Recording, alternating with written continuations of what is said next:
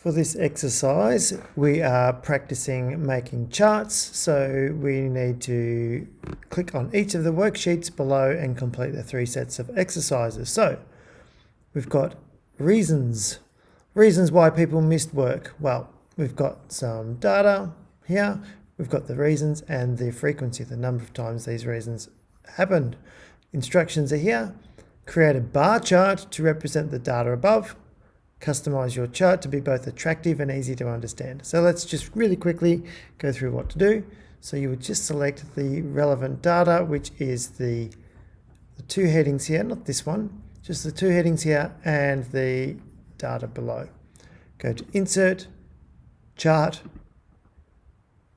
and it's given us by default a pie chart. So over here we can change it to something else. And as you can see, it wants us to create a bar chart. And there, my friend, is a bar chart. So we can select that. That doesn't look too bad. Customize your chart to be both attractive and easy to understand. So what we could do a few different things. Firstly, we could change that heading to something more appropriate. Here's our heading here, so why don't we just copy that and paste that. Great.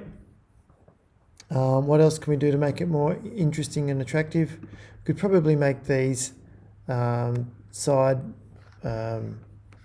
labels a little bit bigger.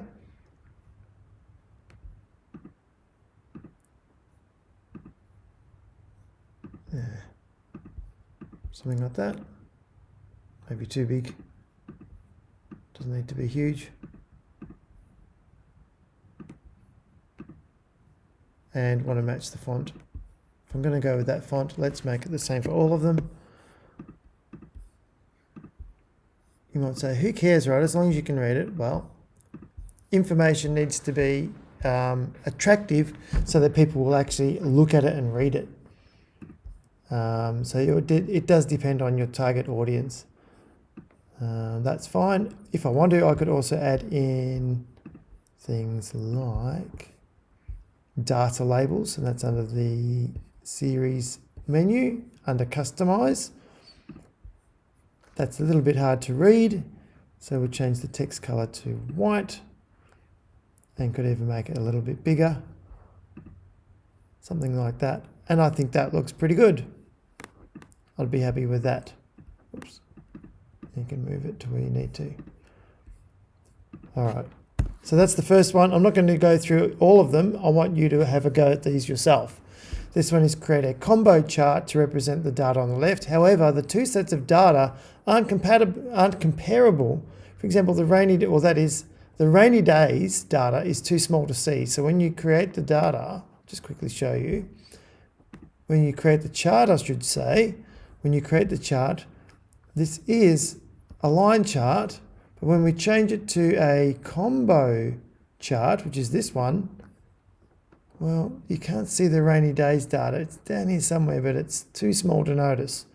So we need to change the scale of this vertical axis to the other side. How do you do that? Well, there's some instructions here how to do that. So I want you to have a go at that yourself. Third one, bears versus dolphins versus whales. Again, just a set of instructions here. Create an area chart to represent the data. Create a column chart to represent the data. Create a line chart to represent the data. Create a pie chart, the 3D version, to represent the data. Create a radar chart to represent the data. And there's a mistake there. Let me fix that. And put each chart on their own sheet. How do you do that? Well, I'll just create one just to show you. Insert chart.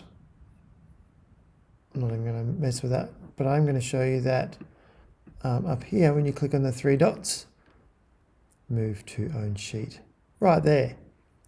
And now you'll notice that bears versus dolphins is down here. So this is down here. You could change this to, say, line chart, give that a name. There we go. Back to this one. You can go through and do the rest. And then it asks you, don't forget this bit, which charts best represent the data? There might be more than one. And why? There's 3 lines here you can write in. You might only need 1 line. All right, so that's that task. Once you've done that, don't forget to hand it in. Thanks for watching this and good luck.